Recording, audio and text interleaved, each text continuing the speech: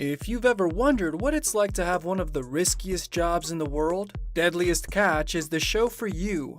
The thrilling reality series, which is filmed around Alaska's Aleutian Islands, premiered on Discovery Channel in April 2005 and shows the annual Alaskan king crab and snow king fishing seasons. With 18 seasons and hundreds of episodes to date, the series has been a roaring success, thanks to the tenacious crab fishermen who allow viewers a glimpse into their lives. However, the camera crews also deserve a mention, as the extreme weather conditions they and the fishermen face while filming include high waves, gale force winds, and almost freezing temperatures. Taking into account that they only have a few weeks off a year to spend with their nearest and dearest, it's little surprise that the work environment can be tense or downright hostile on occasion. For some, crab fishing runs in the family. See the Hansen and Colburn brothers. And many of the fishermen are merely following in their father's or grandfather's footsteps. The U.S. Coast Guard, or USCG, is always on standby with rescue squads, as Alaskan crab fishing is a particularly dangerous profession. 3 fishing vessels were lost during the show's first few seasons. Filmed between 2005 and 2008, the Big Valley, the Katmai, and the Ocean Challenger. Thanks to the trained rescue squads, dozens of lives were saved rather than lost out on the Bering Sea, although they haven't always been so lucky. The risky filming conditions make having onboard hosts unfeasible. Bill Petrie and Mike Rowe narrate the UK and North American broadcasts respectively, explaining and connecting each storyline. A mock-up radar screen shows the position of each fishing vessel and switches from one ship to another, making things easier for the audience at home. The show has spawned many spin-offs. After the Catch is a miniseries with exclusive behind-the-scenes footage in which all the captains discuss the highlights and lowlights of the season, in a roundtable discussion that sometimes gets heated. After the Catch was incorporated into the franchise after 3 seasons and has received positive reviews, as viewers get to see the calmer and more humane sides of the captains when they're under less stress. Blurring and pixelization is used due to the show's TV-14 rating, blocking out bloody injuries, finger gestures, and foul language. As is to be expected with the show that has been running for almost 2 decades, many Deadliest Catch cast members have come and gone. The protagonists of these series are the aforementioned Hansens and Colburns, although other captains and vessels will be mentioned. Sig Hansen is captain of the Northwestern and runs a tight ship, along with his brother Norman, who serves as the resident engineer and deckhand, his daughter Mandy, who is captain in training, and her husband Clark, a greenhorn or a newbie on board, sometimes without experience.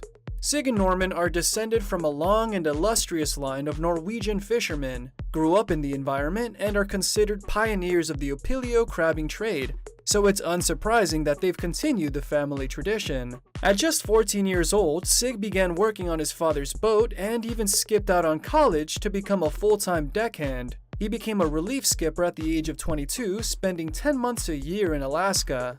His duties included relieving the captains of the Northwestern and doing short-haul stints on other vessels. Just 2 years later, Sig stepped into his father's role as the full-time captain of the Northwestern, which is considered one of the safest vessels in history, thanks to having a low serious injury rate and no recorded deaths at sea. The Northwestern also placed first in the final Derby seasons of Deadliest Catch in 2005 and 2006, having caught the greatest weight of king and Opilio crab.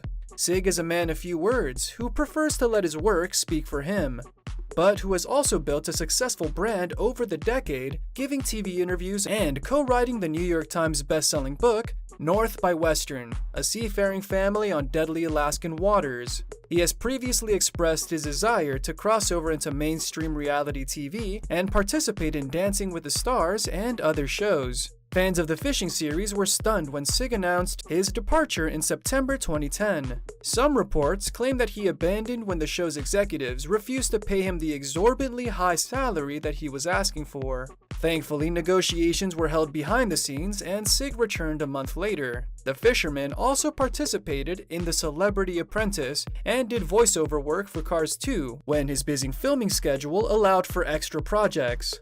Next up is Keith Colburn, captain of the Wizard, who was born in California in March 1963. The charismatic fisherman has been married to Florence for over 3 decades, and the couple share 2 children who, for now, have no intention of working with their famous dad. Keith's brother Monty Colburn, siblings Tyler and Todd Gateman, and Gary Soper are other key crew members on board. Surprisingly, Keith doesn't come from a fishing family. Aged just 22, he and his best friend, Kurt Frankenberg, flew to Kodiak, Alaska with $50 and a tent between them. Once in Kodiak, Keith joined the FV Alaska Trader as a greenhorn, and slowly but steadily climbed up the ranks. He became a full-share deckhand on the Wizard a mere 3 years later, and spent the next half-decade earning a 1,600-ton MATS license and then 1,600-ton inspected masters to work as a pilot. His mentors include John Jorgensen, a revered figure in the industry who was born into a pioneer commercial fishing family. Keith's impeccable track record hasn't come without its fair share of risks. In 2002, the captain took a gamble and ventured out 200 miles further north than any other ship. Luckily, he caught an astronomical 540,000 pounds of snow crabs, over 400,000 pounds more than the year's average catch. 2 years later, the Californian repeated his strategy and caught 400,000 pounds once again, more than the average and second best catch combined. The captain has participated in almost every Deadliest Catch spin-off and can be seen in the franchise's documentaries and TV movies.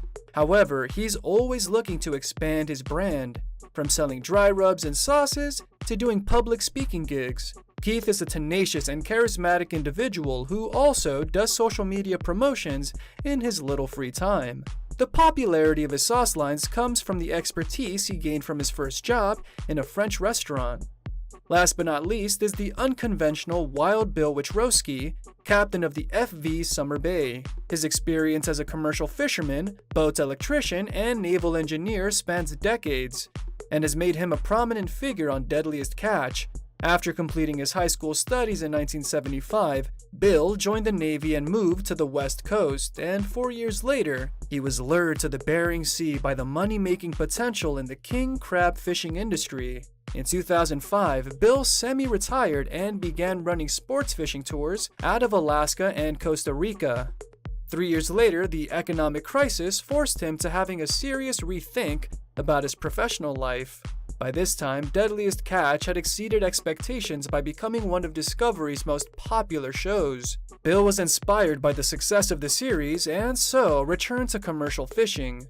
2 years later, he joined the show's 6th season as a captain, employing his son Zach as a greenhorn in 2012. Bill was born and raised in Irwin, Pennsylvania, and lives in San Carlos, Mexico during the crab fishing off-season. His hobbies include NASCAR, travel, horseback riding, and sports fishing. He has 2 other children named Jake and Aaliyah and is an altruistic individual who supports breast cancer charities and other non-profit projects. Some of the many vessels he's captained during his lengthy career include the Cape Caution, Arctic Eagle, Zone 5, and Kodiak. Since Deadliest Catch premiered in 2005, there have been several deaths among the show's cast, although few of them have been linked directly to the series. In the early 2010s, Captain Phil Harris passed away from a massive stroke at the young age of 53. A few years later, Tony Lara, the former captain of the Cornelia Marie, died of a stroke when 50 years old, after suffering a massive heart attack in his sleep. Phil Harris was a particularly beloved figure of Deadliest Catch, who appeared destined for a much longer life at sea. He began working on fishing boats at the shockingly young age of 7. 10 years later, he was a crab fisherman on the American Eagle, and at 21, Phil was recognized as one of the youngest captains in the industry, running the Golden Viking out of Seattle. He purchased his iconic vessel, the Cornelia Marie, with his wife in 1990. It was named after her, and became one of the reality series' most iconic boats. Above all, Phil was a family man who was taught the ins and outs of the crab fishing business by his father. He, in turn, passing on invaluable skills to his sons Josh and Jake. Phil was a selfless individual who once picked up over 20 stranded fishermen and supported many charities in his free time. He's fondly remembered not only by his wife, sons, and family members, but by his fellow cast members and the general public. The lesser-known Blake Painter and Justin Tennyson also passed away at disturbingly young ages. Blake, who was the captain of the Maverick, was just 38 years old when he was found dead at home after an accidental overdose. No official cause of death was announced. Meanwhile, Justin was alone when he passed away at the age of 33 in an Alaskan hotel room just days after returning from sea. The most recent death came in December 2020, when Nick McGlashan died of a drug overdose at the age of 33. Captain Bill took his death particularly hard, as he was one of the first people to hear the news. A tribute episode was dedicated to the deck boss in which his hook was thrown into the ocean one last time, and expired flare guns were fired off in his memory. The Tennessee native's family and many cast members attended the touching service, including his 2 young children and ex-partner. Nick's passing was tragic, but not entirely unexpected, as he checked into rehab during filming for the show's 13th season and had to skip out on filming. Over the course of his life, he battled alcohol, heroin, and meth addictions, and is believed to have had a turbulent relationship with the mother of his children.